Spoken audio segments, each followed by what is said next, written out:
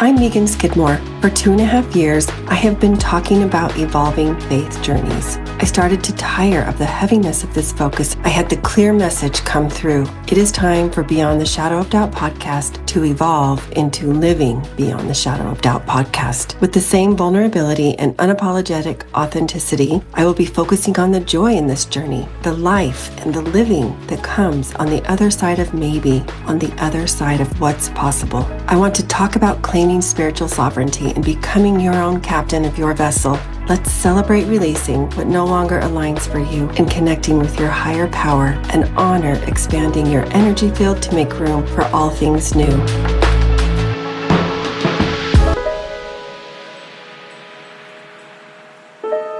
Good morning, good afternoon, or good evening, depending on where you are in the world or what time of day you're listening. Thanks for tuning in to Living Beyond the Shadow of Doubt podcast. I am just ecstatic, and I use that word purposefully, to have Jessica Frew on today. Welcome, Jessica. Thank you.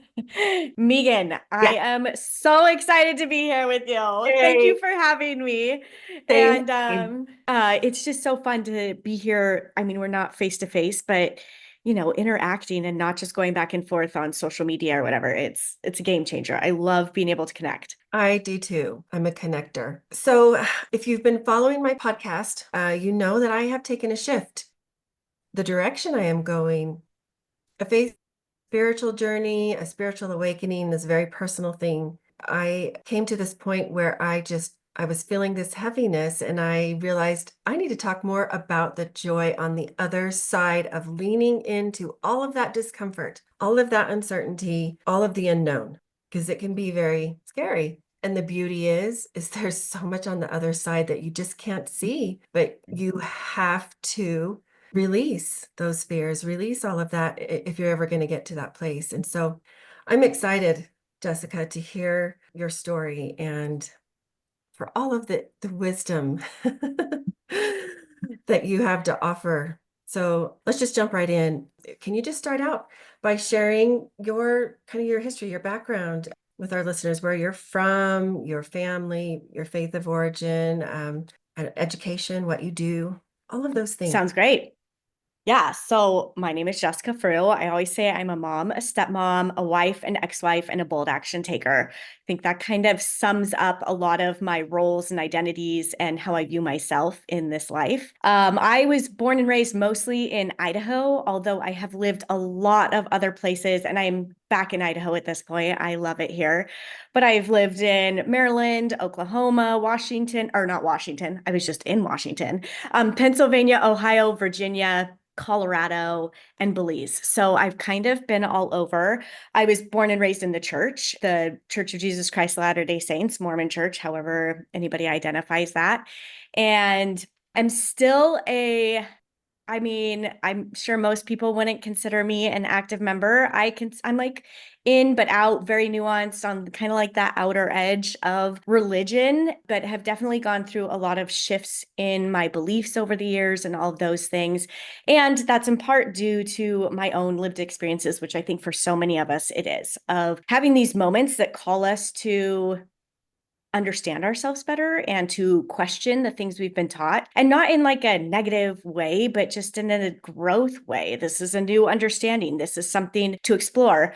I followed the Mormon path. I always kind of think of it that way of, I graduate high school. I don't date till I'm 16. I check all the boxes. Like I was very straight edge. Looking at me, you might not have thought so. I've always kind of stepped out of the norms of what looks like the little Molly Mormon girl, but I was always very like straight edge and very much of the mindset that if I followed the path and if I did all the things and checked all the boxes, I would have, this idyllic life and I would be somebody for people to look up to and all those things. And while I still view myself as somebody that I think a lot of people look up to and that I feel called to share and be an open book and all those things, it is definitely not in the way that I thought it would be. I went to college. I got my degree in home ec, family and consumer science, and loved it. And while I was there, I met my first husband. we met at a choir concert, and the next day he called and asked me out, and we were together like every moment we could be after that. We were just very much made to be together. And, we met in February and we were married in December. Wow. Um, yeah, yeah, very, very quick. Very typical. And Yeah. yes, That oh, was for me too. super, super typical. He's a returned Right. missionary, all of the Right. things. And right before our wedding, he told me, like, literally 3, 4 days before, he's like, I need to talk to you about something. I have always worried about when I had to share this with my wife, but I have a struggle with porn. I look at pornography. And I was like, okay, well, that's not really that big of a deal to me as long as it's not child porn. Like that was my thing. And he's like, that's never been an issue for me. I never and like do not foresee that. And I was like, cool, we're good. And kind of had this like internal struggle of what does this mean for me? Is it really right? But I really still felt very calm and peaceful about it. Yeah. And when we went to the temple and were married, like had this really beautiful experience about knowing Steve was the person I was supposed to be with. Like there's no doubt in my mind that I was given that information, and that we were meant to be in each other's lives. Now, 6 months into our marriage, I found a bunch of gay porn on our computer, or porn on our computer, and it was all gay porn. There were no women in sight. And I was like, this is different. Like, this isn't what I was expecting. And asked Steve that night, like, are you gay? And he said, no, I'm not gay. He was firmly in denial. And he continued to feel that, although he did say, like, later on, he told me, he's like, that's the first time I ever even let myself think I am gay. I am gay. Like, that was the first time he ever That was the first time he gave himself permission to even, permission to even think wow. that thought. He still couldn't say it out loud to me, but it was like thinking that thought. And I tucked it away, knowing I'm like, I'm pretty sure this man is gay. Like, if this could just be a fetish, but I'm pretty sure he is gay. A couple years later, he was in counseling, and the counselor's like, yes, all of these things that you're struggling with are an issue, but the real issue is you're gay. And until you embrace that and love that about yourself, you're going to continue to struggle with all of these things. And you need to be open to this idea and loving yourself for that. And at that point, he came out to me. We had open conversations. I read lots of like, well, the little bit of church literature or things that were a Deseret book, like our church, store that was available on this subject. And I remember like we were at a point in our relationship, we were moving to Belize at that moment. It's really weird, but he went before me and I was staying home to like finish things up. And I was living in my parents, like in this little room they had upstairs until we got like our house rented and all of the details were finalized. And I just remember being up there reading these books, just bawling. And first and foremost, having a new understanding of what it meant to be gay, what it might be like for this person. And in that moment, kind of seeing things differently than maybe I had been taught, although I had never had anything against gays or felt that it was wrong or that, but I had, of course, ideas because of how we were raised in our religion. But mostly, I think it was a mourning process of, first of all, what I knew our relationship, like it would never look the same, just even having this information. And then also mourning that what might be in my future of this idea that we might get divorced someday. At that point, we decided to stay together. And there's a very solid chance that if we did continue forward, he was going to end up having an affair. Like it was just so many people's story, whether they stayed together or not after that. Fast forward, we have a daughter. She's amazing. I was like 5 years into our marriage. And then a couple of years after that, Steve did end up having an affair with a man. We tried to work through it and it was just a disaster. And so we decided at that point to get divorced and had like this moment of, how do we want our lives to look now? We've been told how it's supposed to look up until this point. How do we navigate this now? What do we want? What do we want to create? And created an idea of what we hoped our future would look like. Like we'd be able to welcome in partners who were loving and supportive of us still being friends. We never wanted our daughter to be in a room where she didn't feel comfortable having both her parents in the room. Now it's just like normal teenage discomfort of having both her parents in the room. But we wanted her to know that whatever was important to her, we were going to be there and she could invite both of us and didn't have to worry about us, but could focus on the joy of whatever that day represented to her. So that was really our main goal. We have now been divorced. Oh man, she's 15, so 13 years now. And I have been remarried for 11 and a half years. Got married again very quickly. to an amazing man. And I again, got remember married. reading Huh? you. I think I remember reading you proposed to him. I went after him. He technically proposed, but I Okay. definitely went after him. He was so Steve and I were actually in the same ward at that point. Steve was like trying to figure it was a mess. But he had become friends with my now husband and introduced me to Matt one night when they were going mountain biking. And I told Steve a week later, I said, I'm going to marry Matt Frew. And he's like, you have said hi to this man. You know nothing about him. And it's like, well, I'm going to marry him.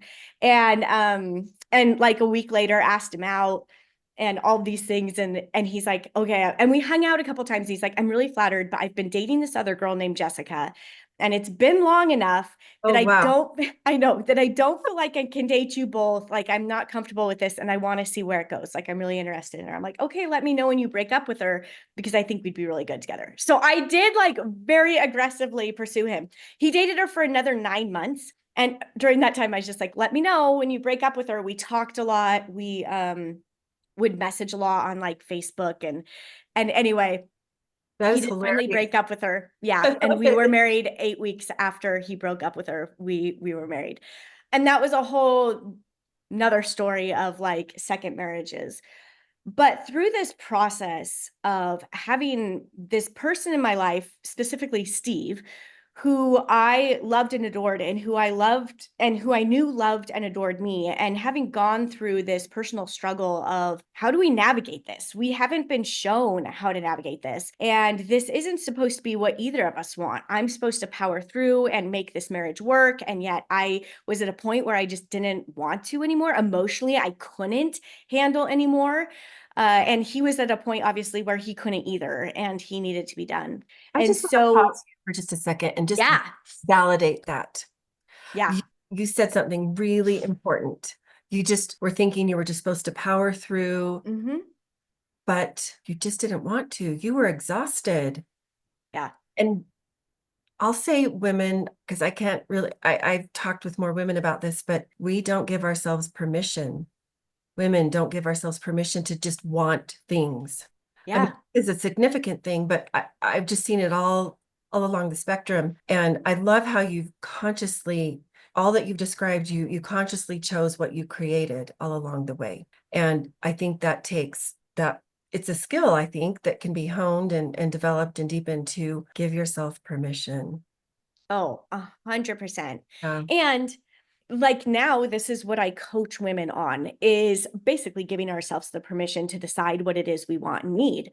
Because Mhm. we've been trained or conditioned from a very young age. And this is usually unintentional. This isn't by out of malice or anything. It's out of good parents believing they're doing the right thing, church members, whoever's in our life that's our field of impact.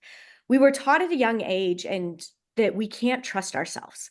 We can't trust what we want. We can't trust what we feel. We are the first person we are not taught not to trust. And so it's very hard for us to embrace now anything that we want or need or feel. Mhm. And I'm going to dive in a little bit more about what Yes. I'm talking about because this lack of trust of ourselves comes from parents saying things like, "Oh, it doesn't hurt that bad. Oh, you shouldn't feel that way," or "Oh, it's fine. You're okay." And in there, they're trying to help us get through something. I mean, I think we've all said this as a parent or as a loved one of a child where, we've said these things, but we're also told, oh, you shouldn't wear that, or oh, whatever. There's all these things in us. They're like, I don't know what is right for me. I've been told by these people who I trust and who are here to protect me that I can't trust what I'm feeling. I'm not safe to feel my feelings. My feelings are wrong. And so I need to look to an external source for validation and for clarity about what it is I want and need, because obviously what is in me isn't right. And coming from religion, I think we can all easily see how that jumps over of understanding that we've been taught more that the spirit or whatever isn't really our natural wants and needs and desires. And so it disconnects us from what it is we truly want and need. And so it is hard to make these big decisions that are in alignment with what we want and need instead of just being like, no, this is what I should do. I'm supposed to sacrifice. I am supposed to power through. I am supposed to be just give everything of myself to whatever else externally out of me. And then I will have the fulfillment. I will have the success. I will be viewed as worthy. I will have those feelings of self-worth. But really all it does is completely disconnect us from ourselves, and we're a mess. All it does is it means we're so focused on the shoulds and the Mm-hmm. supposed tos versus really looking inward, upward, and connecting with our intuition, with our inner wisdom. Yeah. So I'm really curious to ask you something because I have been Yes. following you for a while and I know some of your story. I've just found myself wondering, I wonder like what evolved in her faith, in her belief, in her journey at each of these pivotal moments, when you found the porn that your husband had been viewing. And then when you realized he's probably gay and you realized I'm probably going to get a divorce. And then you did have the divorce and you had your kiddo. And then now, and we hopefully we'll get to this in a bit. I reached out to you when you made a very bold post, social Yeah. media, and you put several slides. And I read the first one and I thought, Jessica is stepping out. Jessica is just like you're already a very, very bold and open in your social media posts and all that you do. Yeah. But you wrote, I will no longer stay where love is not given with boldness and abundance. I will no longer stay where boldness and abundance are not met with love. And there's several slides, but I think it resonated, Jessica, because I too am at that place in my Mm-hmm. spiritual journey, my spiritual awakening. And it's sometimes is a hard thing to claim, to own, and to speak up and out about that.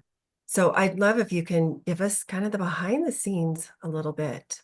Yeah. And that, like, you even just going back to that just makes me emotional because it is a big deal It is. to recognize these things and to see these steps in our lives that have gotten us here. Mhm. But also to own it. Like it's big. And putting those things up there, I'm like, I'm not afraid for the world to see this, but it's scary for the people closest to us to see us. I'm like, which of my sisters or my sister-in-laws are going to see this? Well, who of my siblings or my I hear aunt, you. I hear like there's all of these questions. because they're not taken lightly. None of No. And it's seen as such a act of rebellion or a falling off or a wrongdoing because again, we've been conditioned to believe that. So here's what, like, you asked like these steps of leading up to this. How it. did this in these Right. moments of unraveling of my religion that have gotten me to kind of this moment where I'm at now? And I think back, so as a teenager, first and foremost, I remember praying, and to be clear, I still have a very deep belief in God and Jesus Christ, and that there is some plan out here for us. Still very Amen. much in Amen. that belief. Yes. It's just not quite how I thought it was. So I remember as a teenager, first of all, praying and thanking Heavenly Father that I was created the way I was, thanking God that I was who I was and that I had the confidence that I had and just an awareness of who I was because I knew so many teenagers, especially girls, had no clue who they were or what they wanted.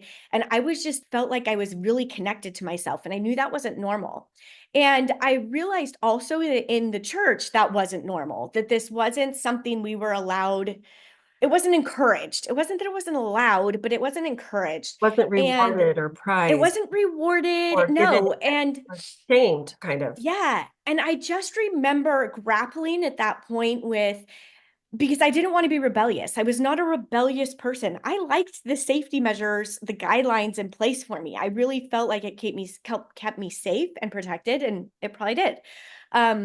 But I just remember thinking like, I don't want to be rebellious and struggling with this in my mind. And then just realizing one day, no, God created me this way. He wanted me to be this way because I saw how me being myself invited people in. Like it invited people, it gave them a safe space. People told me things. People felt comfortable with me, and not just in the church, all over. Like I just had so many friends, not like super tight friends, but people who felt safe with me.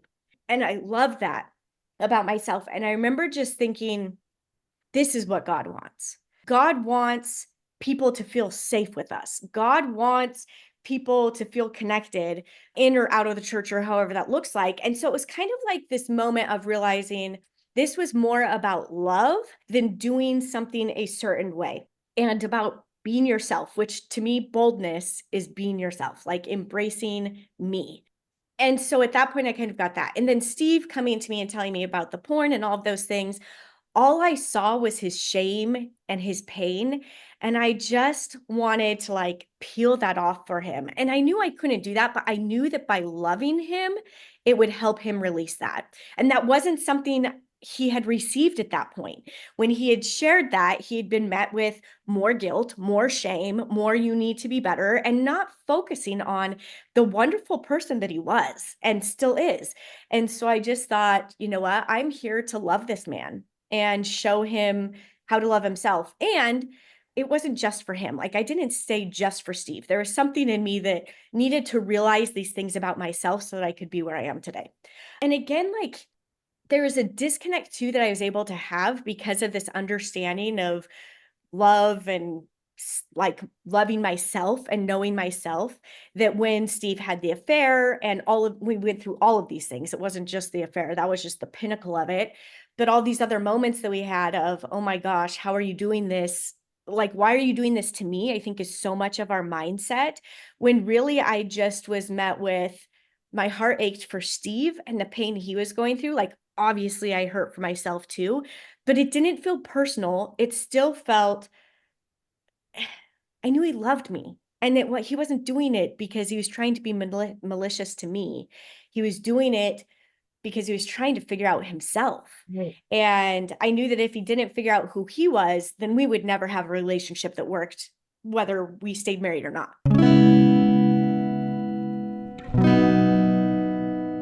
As part of my commitment to giving back, every first Friday of the month, I offer a free coaching hour. Anyone is welcome to join. This is an opportunity to get introduced to my style of holistic coaching and what it would be like to work with me. Gain real skills, insight relevant to you, and fresh perspective. For those attending, there will be opportunities for a complimentary one-off energy alignment session. To get the link, register at the link in the show notes.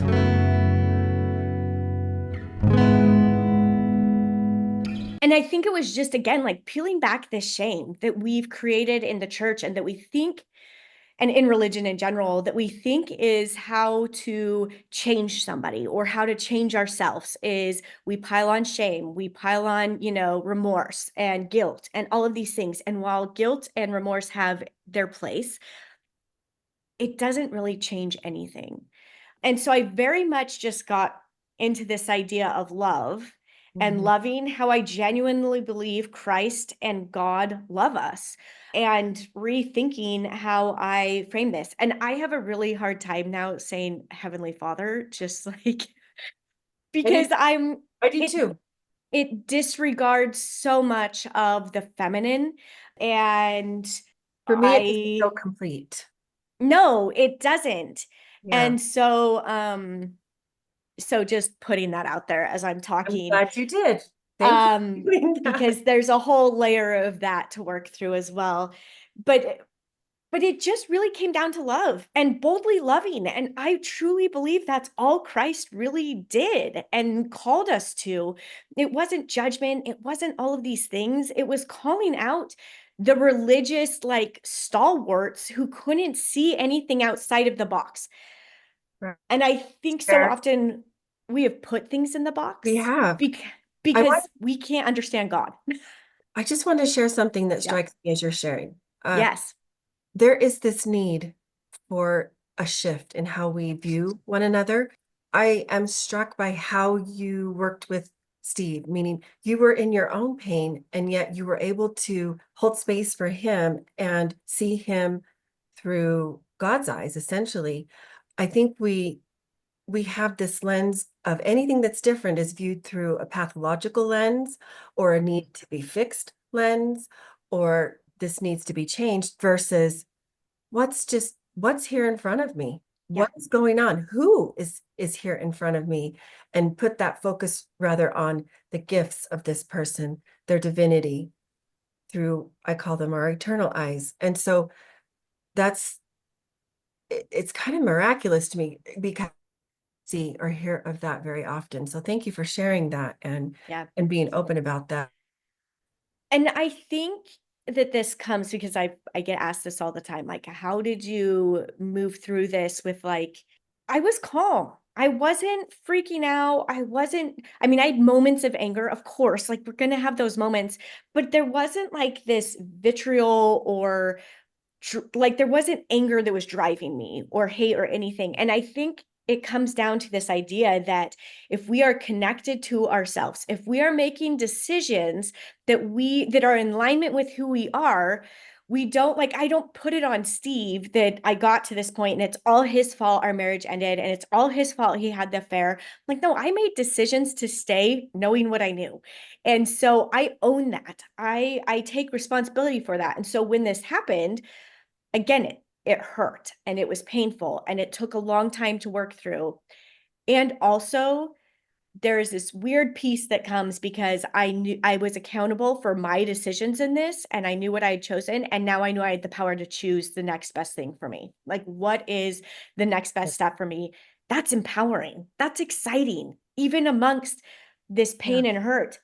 And I often referred, like when people were asking me at that time, I didn't really have the words to understand this. And I would say, there's the scriptures that talk about peace of Christ. Like there's this peace that comes that we don't understand. There's a peace that we are given. And now I firmly believe that peace is when we're connected to ourselves, we get to have that peace, even when we are making the most difficult decisions of our lives, even when we are in so much pain and heartache. If we are connected to ourselves, which means connection to God, then we get to have this peace. Then we get to have this clarity of, okay, I can love myself first and take care of myself and also see the good in this person. Now, I always tell people, I'm like, this doesn't mean we hung out every day. This doesn't mean we were like connected at the hip every moment after we got divorced. But we took some time. We both allowed each other space to heal so that now we can be the friends that we are. Um, but It's it so has, it's so powerful. Thank it you. is so powerful and it's like so much easier to live this way, to be able to, have this relationship that we have. I think that's Um, the essence of Christ's gospel too. I really oh do. my gosh, Yeah. so much more ease because we are in tune with what he is calling us to do. We're not pushing against it because we've been taught, well, you shouldn't want that. You shouldn't do that. And we've been put in a box created of by men's understanding of an eternal principle. And I understand why we do it. It's so natural. Like I believe that's what putting off the natural man is putting off these boxes that we create around God's like vision for us. So we keep ourselves in this box. And I believe that's what putting off the natural man is. But we've been taught that what's in us is wrong, and that's putting off the natural man. And so it's like this huge, yeah, it just That is messes with us. brilliant. I have never heard it described in that way. That resonated immediately. I find myself wanting to ask you something, and it seems a little, I don't know. I know you're a very open person, but if it doesn't resonate, just tell me. Know me, that's too much. But I wonder, you shared how when you were in the temple and you Mm, got married to Steve, yeah, you had a very distinct knowing, assurance, confirmation, however you describe that feeling that this is right.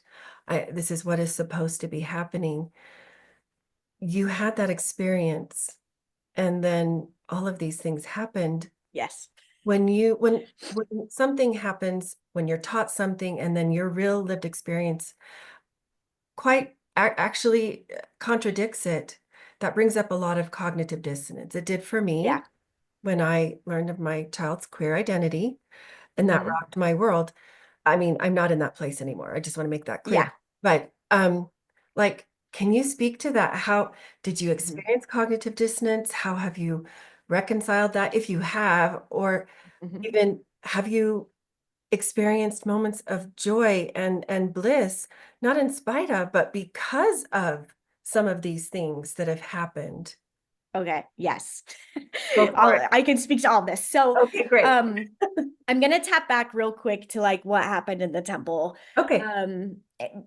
So after Steve and I were sealed in the temple, we were kneeling there at the altar, and the sealer came, like, is standing there and he's like, nobody wants to speak for God, but Jessica, I feel like I'm supposed to tell you something. And nobody in the room knew what was going on at this point in mine and Steve's relationship. I had not shared with anybody. And this man said things to me that were beyond a shadow of doubt exactly what I needed to hear in that moment. Mhm. And people are like, okay, but now you're leaving the church, and this moment happened in the walls of the temple, which we consider the most sacred place. And I'm like, first and foremost, I believe that God speaks to us where we're at, where we are ready and willing to hear him. In that moment, he is willing to speak to us. And if we're willing to hear him, we'll hear him. And so I think that was this moment um, of that. So I don't like question I like, oh, agree. well, maybe that didn't really happen, or maybe the temple, whatever. For me, that was the thing I needed to hear at that time. And that's how God knew I could hear it. So I had this beautiful moment. Mhm. And what this moment has given me, even though it didn't go as planned, like Steve and I were divorced 7 years into our marriage, almost to the day.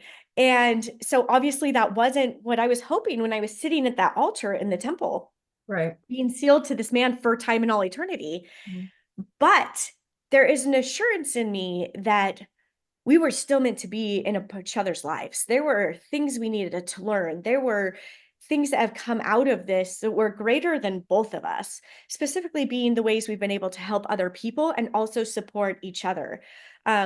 Steve dealt with suicidal ideation after we divorced. He was just like, his world was totally blown up. He was completely covered in shame of the pornography, the affair, the he's gay. Like, he was not supposed to be this person. He was supposed to be able to pray this away. And yet he was coming to me. I was the one that he called when he was dealing with this. I left my phone on for 5 years, I think, at night after we were divorced.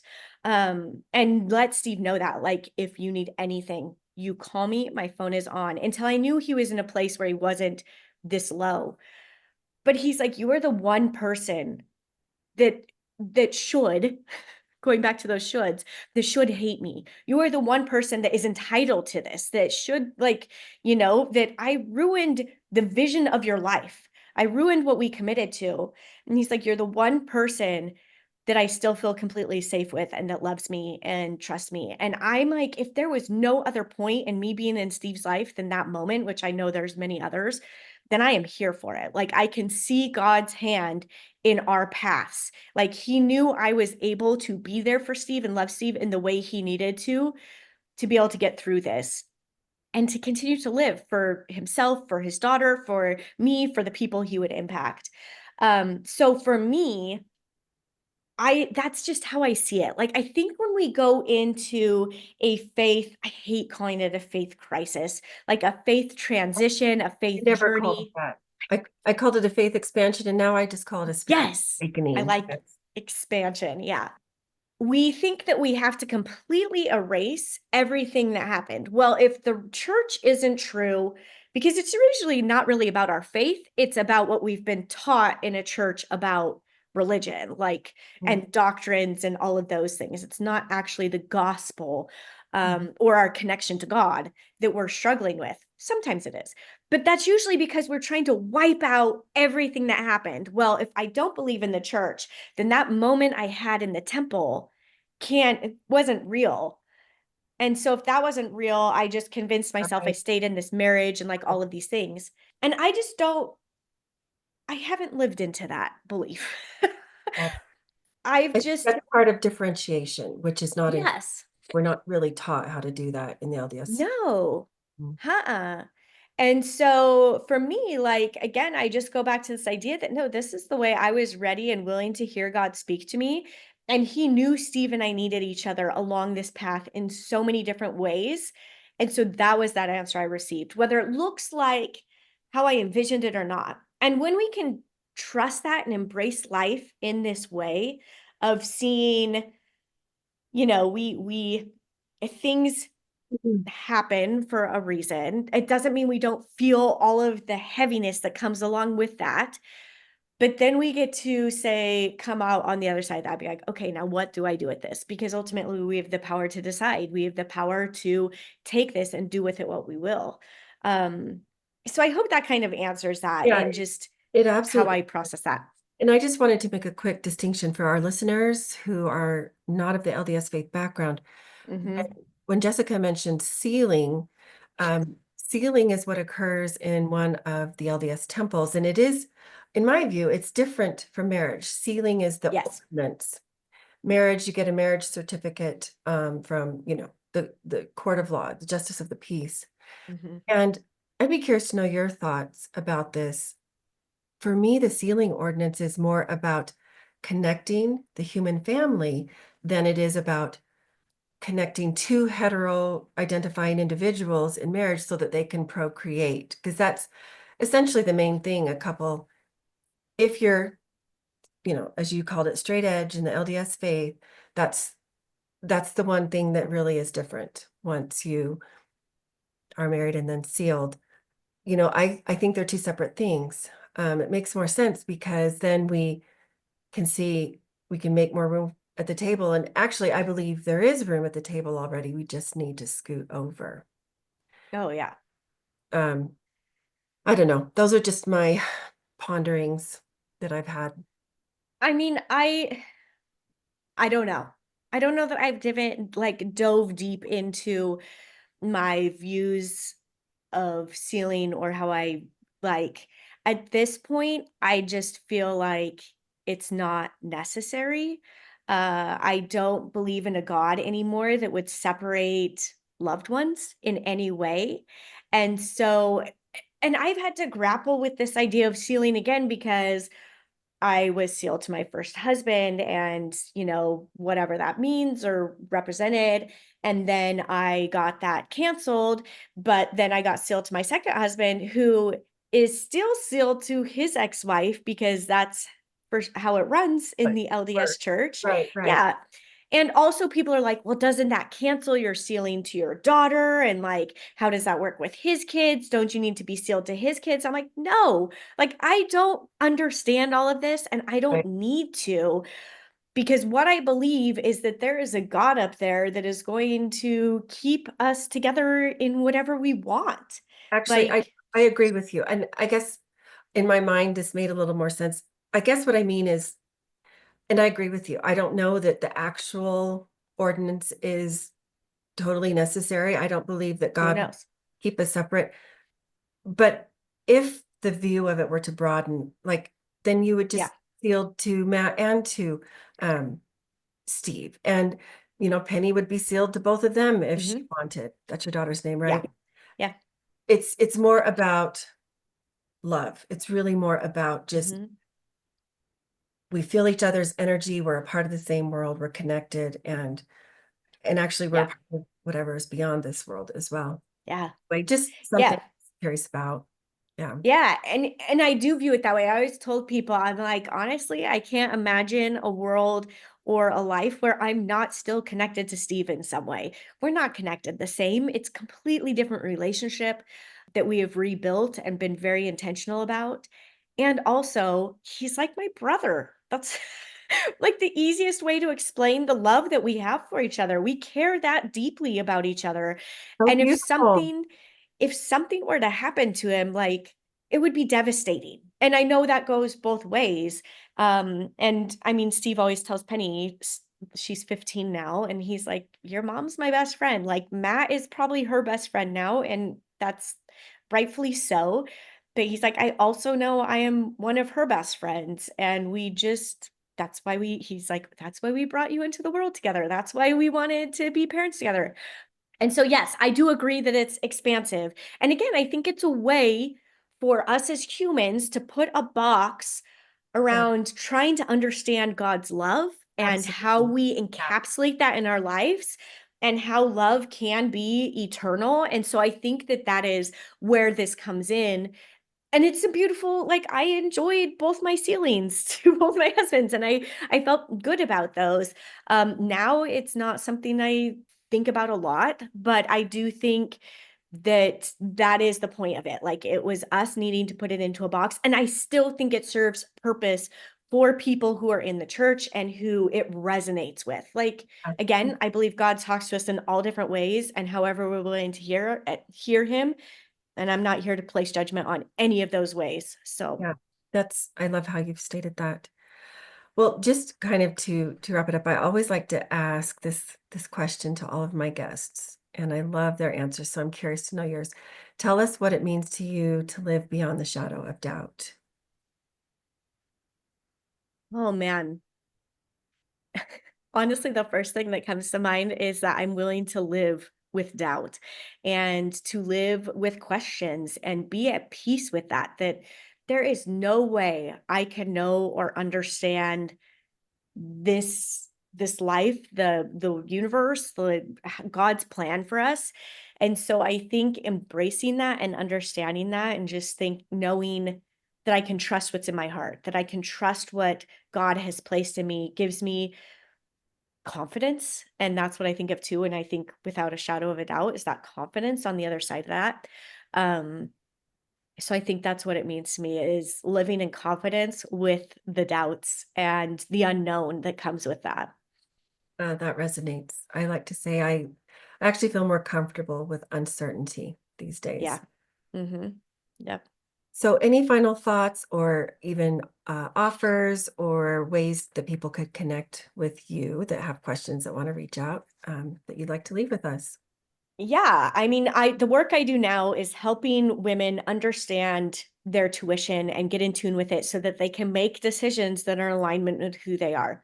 Because Mhm. ultimately, our decision-making power is the greatest gift we've been given. And we talk about like agency in the church. That's our agency. Right. And so understanding how to utilize that, especially if we've been coming out of religion or a marriage or any of those things, those are often two of the biggest things I support women with. Um, that's the work I do. So you can find me on Instagram at Hey Jessica Frew. I also, since we talked about shoulding, I have a should score quiz that you can go take and you can identify how much you are shoulding on yourself and where you are shoulding on yourself in your life. And that is at heyjessicafrew.com/quiz. It's free. It's like 7 questions, but it's like, I always think of it as those magazines that we did when we were little, like the quizzes in magazines. Yeah, This is that, except a little that's more so fun. personal. We'll make sure to leave the links for all of that in the show notes. Awesome. So, really quick, just looking for 1 or 2 word answers. I have some for fun questions so our guests, our listeners can get to know you. Tell us your favorite book. Oh man. Right now, I would probably say it's The Big Leap. It's Mhm. one about embracing our next steps. So that's one of my favorites. Um, I know the answer to this question. I'm going to ask anyway. Are you an introvert or an extrovert? You know what's funny is I've always thought of myself as an extrovert. I love people. I'm very outgoing, but I am way more introverted than I thought. Yeah. But I think that's just the energy that I put out there and that I'm willing to receive from people requires me to then kind of cocoon for a bit and embrace. But yes, I am an extrovert with some introvert tendencies that I love. I wouldn't have guessed that, but that's great. Tell us your favorite Yeah. My favorite what? artist. I don't even know. Although that being said, I was introduced to a new artist just this weekend, and her name is Jessica, and I can't remember her last name.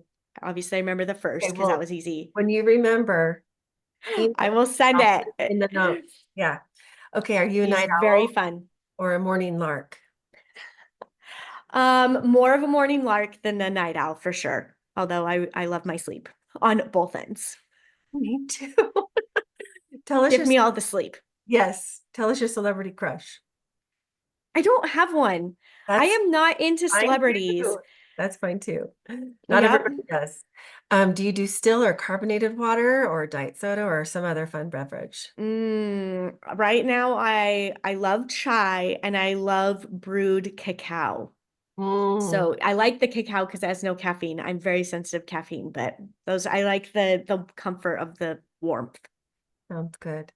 And finally, the furthest place that you have traveled. I went to Europe Mhm. for a weekend once. That's And fun. that is the first. I was in Germany, Italy, Spain, France, and one more. I can't remember, all for the weekend. So yeah, It's one jam-packed weekend. it Wow. was jam-packed. It was amazing. It was fun though. Yeah. Jessica, it's been a pleasure. Thank you so much for joining me today. I'm so grateful to have you. Sending you love. Thank you, Megan. Writer, teacher, author, Mormon scholar, and founder of Dialogue Journal, Eugene England said, "My faith encourages my curiosity and awe. It thrusts me out into relationship with all creation and encourages me to enter into dialogue." As a proud member of the Dialogue Podcast Network, my hope is that Living Beyond the Shadow of Doubt podcast is an extension of that vision.